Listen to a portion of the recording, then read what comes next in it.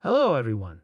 You were quoted as saying that AI is more dangerous than nuclear weapons. I said potentially, and you went on to say that it's like calling on the demon. How do you make sense of the conflict between AI and deep learning, which is going to be very important for self driving cars? I don't think we need to worry about self driving cars because they're just a narrow form of AI and not something that I think is very hard. In fact, I think it's much easier than people think to get cars to a level where they can drive themselves safely. First, there's Elon Musk, who is like Tony Stark, but doesn't wear an Iron Man suit. Musk decides that the car industry is too boring with its 100-year-old tradition of requiring humans to do the driving. So he rolls up his sleeves and starts Tesla, a company that not only charges cars electrically, but also updates them magically while you sleep. Imagine waking up to your car having learned new tricks while you were asleep. It's like having a pet, but you don't have to walk it or clean its litter. Now, Elon's cars are not your average Joe cars. These vehicles get regular brain transplants via the internet, introducing features you didn't know you needed. It's like your car saying, "Guess what now? I can do yoga every few months," and you're just standing there marveling at its downward dog. And I think it's very difficult. Actually, I think the two to do autonomous driving to a degree that's much safer than a person is much easier than people think. Moving on to Elon's vision of the future, where driving a car yourself is as outdated as using a rotary phone. He believes autonomous driving will be as normal as using an elevator. Remember the days when elevators had operators? Me neither, but imagine if we did it and one day they just vanished and elevators started working with the press of a button. That's the superhero's utility belt on your car, only instead of grappling hooks and whatnot, it's radars and AI brains. You know where it gets tricky is just the is that sort of urban environment around 30 or 40 meters hour. So like right now, it's fairly easy to deal with, say, things that are sub 5 to 10 miles hour because we can do that. That with the ultrasonics, we just make sure it doesn't hit anything, because you can always, which is the right thing to do largely. Why would you want to hit anything with your car? So at 5-10 miles per hour, you can stop within the range of the ultrasonics, and then from, let's say, 10 miles per hour to, call it sort of 50 meters hour, that area, and in complex, suburban environments, that's where you get a lot of, unexpected things happening. Now on to the challenges and the magical solutions in the enchanted land of autonomous driving. First, we tackle those heart-stopping moments of rush hour traffic where speeds range from glacial to snail's pace. Musk suggests using ultrasonics not as a high-tech spot treatment, but to keep your car from getting too close to the car in front of you. It's like giving your car personal space bubbles that beep angrily if they pop. But the real fun starts when life throws everything at your car, including the kitchen sink. There are kids chasing balls, squirrels who want to die, and bikers who think they are in the Tour de France. Musk's answer: a car brain that's part supercomputer, part psychic medium, able to see the future and make split-second decisions with the calm collectedness of a Zen master. It's not just about avoiding obstacles, it's about foreseeing the chaos of suburbia and navigating it with the elegance of a ballet dancer. It'll from the point at which a car is definitely safer than a person. There's probably at least another 2 or 3 years after that before regulators will allow that to be the case, because they all want to see a large amount of statistical proof that it's not merely as safe as a person, but much safer. So I think what you can do is you can run it in shadow mode and essentially say, okay, this is what the computer would have done in all these circumstances.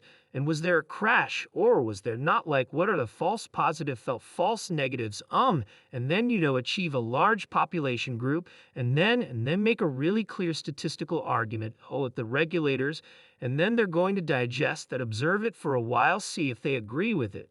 And then I think they will, because the evidence will be overwhelming. So picture this: Elon Musk in his never-ending quest to drag us into a utopian future where cars drive themselves and humans are free to argue over the OS chord, faces his arch-nemesis, government regulations. But it's not all capes and supervillains. It's more about convincing the powers that be with the charm of cold hard stats. Musk's planned shadow mode for self-driving cars sounds like a secret spy mission, but it's just cars acting to drive themselves to gather information. It's like having a ghost driver who's very good at not crashing, getting all the proof they need to show the regulators that these robot drivers are much safer than humans who can get distracted by anything from billboards to butterflies when it comes to public safety. I think there's a case for being careful and making sure everything is okay before making a change. For example, I don't think there's a fully autonomous system right now that could really replace people, but there will be in a few years. Now this is where things get interesting. Musk and Tesla navigate the dangerous waters of innovation, tell regulators not to make hasty laws that can stop the future of self-driving cars from taking off. It's like telling your highly cautious friend that they don't have to wear a helmet and elbow pads when they go for a walk. Driving itself tech isn't quite ready to get rid of all humans just yet, but Tesla is working hard on a software storm and spending a lot in the kind of engineering wizardry that makes your car better while you sleep. We're talking about turning your car into a sleek, self-improving robot on wheels. Getting new skills, like a video game character leveling up. I'd love to have this kind of car. Doesn't this make you feel good about Tesla? Would you be interested in investing in Tesla? If so, who else shares your pro-Tesla optimism? That would be today's sponsor. For Tesla bulls and people who are always on the lookout for the next big thing in the stock market, Seeking Alpha's impressive growth isn't just something to watch from the sides. Seeking Alpha has everything you need to know about Tesla. Price of Tesla stock, aim for Tesla innovation and everything Elon Musk does, and stay away from the mainstream media's noise against Tesla. Seeking Alpha is the best pro-Tesla news site on the internet. If you click on one of the affiliate links in the description and make a purchase, it may earn our channel a small commission. Thanks for your support. When we built the first Tesla together, we thought the Tegra chip was more than enough. But recently you asked if we could get even more performance out of that platform. It only took 2 years and several software updates for the computing platform to become inadequate, and that's because you want to add more features. A lot of features these days are based on software. Did you know that Tesla is kind of like a smartphone for cars? You go to sleep one night, and when you wake up, your car is better than it was before you went to bed. This isn't your normal oil change or tire rotation. This is full-on software.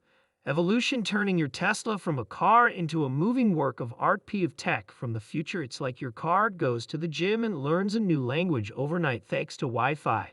What are some things we could do to make the car more resistant to security attacks? Yeah, I think that will be really important when cars are fully autonomous. The way cars work now, every system is thought to be able to have a mechanical failure of some kind or a fundamental logic failure, so you can always override the car's brakes with your foot or the steering wheel with your hands. But what about when there isn't a steering wheel or a brake pedal or something like that? 20 years from now, it will be really dangerous because even now, we spend most of our time making sure that it's very hard to hack into multiple cars. But with great power comes great responsibility, or in this case, a huge security risk as our cars become self-driving. Genius, we don't want a hacker to take over. Musk's solution to this modern problem is to protect your computer with many layers of protection. This way, even the smartest hackers won't be able to mess with important things like making your car do donuts in the grocery store parking lot without your permission. This is called cybersecurity. Our goal is to make sure that your Tesla is as safe as Fort Knox, but gets better gas economy. So we're going to put a lot of work into autonomous driving will be the norm, and it could save a lot of lives. But the hero's journey of autonomous driving isn't just about letting your car do the work. Imagine a road trip where the car does all the work and you can just sit back and enjoy the scenery or catch up on your Netflix queue. A lot of it will be focused on deep learning. You guys know why deep learning is so important to us and the tools we're going to make so that we can build the future together first. Technics is now the fastest GPU in the world. A GPU deep learning tool was deboxed by digits so that data scientists could plug it in. Get to work. How do you feel about the switch to self-driving cars? What do you think are the most important steps to take to make sure the safety of these vehicles that are becoming smarter? Please share your thoughts in the comments section below. If you liked our look at Musk's ideas for Tesla and the future of driving,